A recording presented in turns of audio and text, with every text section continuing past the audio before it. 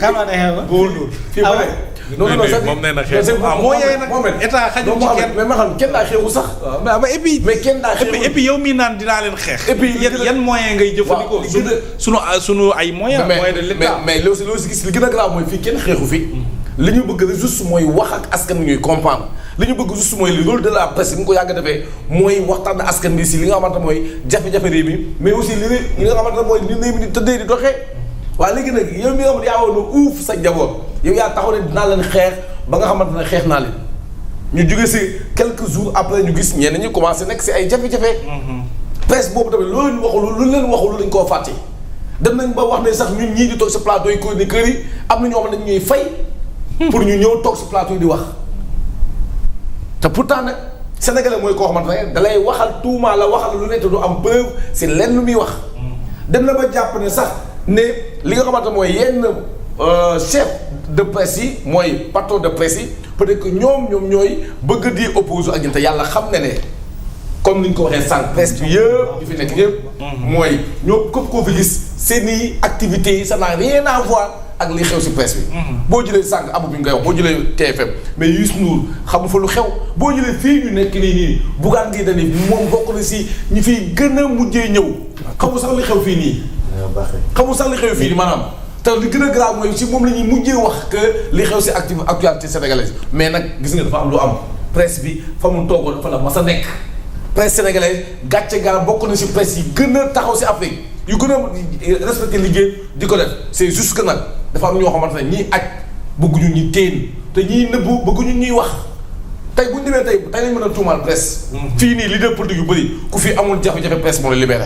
Mohamed ma ne fii ku fi amoon jafe-jafe presse moo la libéré parce que presse moo bàyyi ay chroniqueurs ñu ñëw toog pour di waxal askan bi pour ñu xam ne kii dañ ko war a libéré dañ koo jaay doole presse moo taxaw di joxe information yoo xamante ne état da ko doon bëgg lëndëmal ñu leeral ko si askan moom lay naññ waaye léegi presse boobu nag tey li ñuy soxla rek mooy soxluñu kenn sax koo xamante dañuy taxaw ne la dimbali ñu parce que presse bi sax soxla boobu ba léegi waxuñu wax dimbali mais da ngay gis ne presse fi ñu taxawee mooy may leen seen jàmm ñu liggéey may leen seen jàmm liberté d'expression ñu liggéey tey yu bëree bëri yu bëri ñu tëj ko buntu yu bëri ñu tëj ko maanaam tey aide de la presse sax doo ko dégg tey li nga xamante ne mooy tey jafe-jafe yi presse am pour sax entreprise privée yu mel ne presse nga xam ne tey nguur gi dafa war a ñëw jàppale ko si li muy liggéeyee doo dégg sax nguur gi fan lay woowee presse ne la kaa ma dimbali. alors cher situation de la presse entre misère économique et convocation à la police loolu da loolu dund.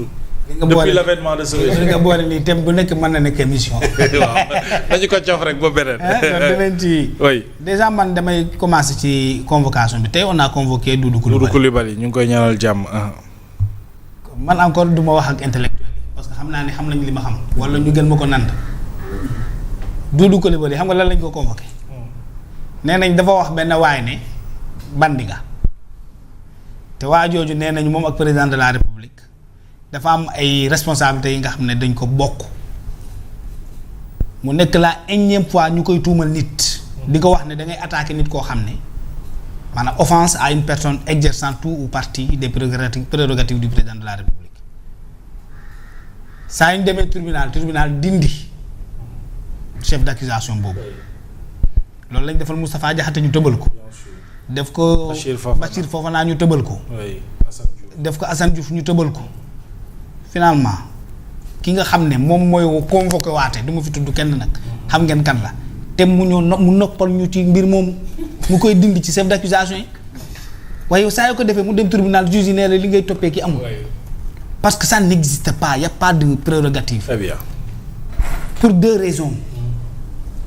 Mais Sénégal, c'est un député de la République du Sénégal moo taxaw ne Sénégal dañu am ñaari président. Légitime légal. Bii légitime bii légal kon la division elle est faite.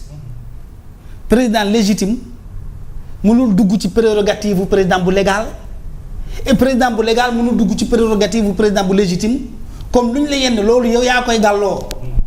Amul donc une personne au pays ici qui partage avec le président de la République des prérogatives parce que la division elle est faite.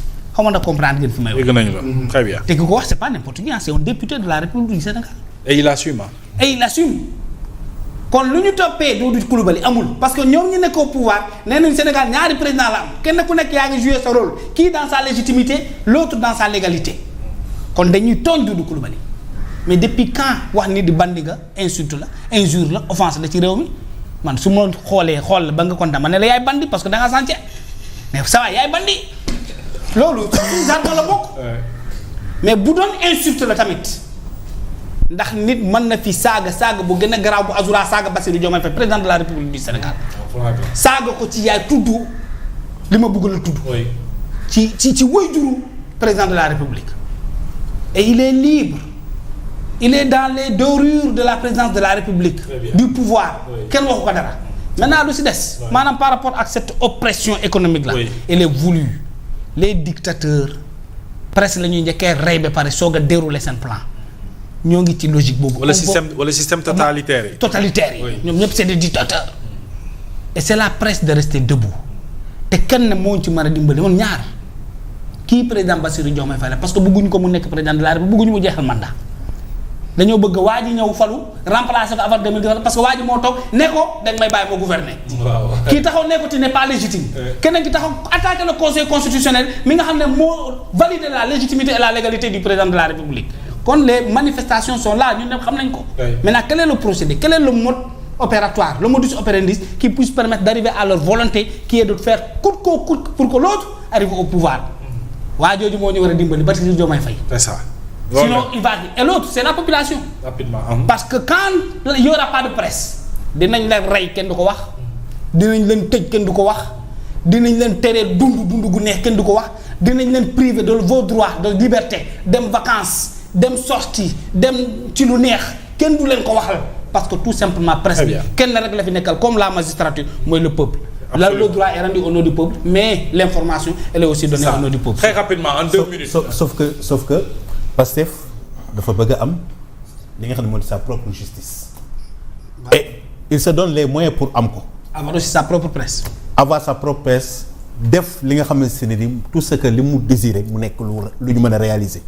parce que bi mu ñëwee li ñuy wax projet de loi interprétatif bi c'était pour nos forces de défense ñun ñëpp dañoo décliner lii nii wóorut parce que interpréter ci amnistie bi loo xam ne bu ñëwee ci nos forces de défense et de sécurité mën na leen a viser mën na leen a laal heureusement que jàllul mais ba léegi ni ñu ngi ci dynamique boobu am na ñu ci taxaw bi ci des moom moo di convoquer les magistrats justice ci biir justice les magistrats ku ne xam na ni li leen dans bi Ousmane bon je ne dirais pas dans mais fi leen Ousmane teg ak manque de considération bi mu am à l'endroit des magistrats parce que wax na ko waxati na ko lu ci ne da koy wax wan ne moom fi mu toll nii magistrats yi am na ci ñoom ñoo xam ne ak moom bokkuñu ay gis-gis dañ leen fi war a jëlee. te waa Pastef ba léegi dañoo nekk ci loolu dañuy fàtte ni nekkatuñ ci opposition ñi ngi ci pouvoir. presse bi étant ci opposition bi dañoo mës a gëm ni ñoom presse bi fi nekk du seen presse du presse boo xam ne war na exercer. et que pour des raisons économiques ça devient une affaire d'État parce que ministre bi fi nekk ci comportement am ci waxam considéré wul presse classique bi fi nekk les chaînes les groupes leaders Futurs Médias des médias ak ñeneen ñu mel ni ñoom boo xoolee dafa am benn noonoo bu nekk seen diggante te amu fi place te boo seetee li ñuy def yëpp moom mooy éliminer cette presse léegi nag éliminer ko pour lan parce que tey jii subvention yi boo ko téyee 2 ans recevoir leen joxo leen subvention toogoo ak ñoom jéemuloo sax jéem a xool ay moyens yoo mën a mettre à la disposition de la presse pour éviter mu sombrer kon kay y a un volonté manifeste boo xam ne si mi ngi ci moom mooy il faut ma éliminer ñu fi nekk. Très bien. ba pare seen i ay journalistes seen i ay chroniqueurs chaque jour yaa ngi leen di tëj bi ci des. nga xam ne si ni moom moo gën a leer. mooy les partenaires. waxala partenaires yi fi nekk. mais day wane ni actuellement crise am na ci dëkk bi. parce que tey jii ñoom mën nañoo téye seen subvention mën nañu téye seen xaalis mën nañoo téye seen i convention mais s'il y avait pas de crise économique mais les partenaires dañuy ñëw Nations Unies bii ñu tëbal muy dem feneen partenaires yi duñ ñëw mais duñ fi cité tey jii am na lu mu doon demee les partenaires entreprises yi fi nekk. di def seen pub dañuy continuer di ñëw bi ñu des mooy. les Sénégalais xamuñu li ñuy subir xamuñu dépenses yi presse organes yi supporté ci carburant ci dépense ci électricité ci ay salaire masse salariale boo xam dépassé na 100 millions par entreprise par mois. modèle économique yi dañ ko war a voilà très bien loolu dinañ ci ñëwaat alors Abou on termine avec yow. man presse sax moom laa ibbee. 3 minutes moo ñu dese mais il faut que ñu ñëwaat.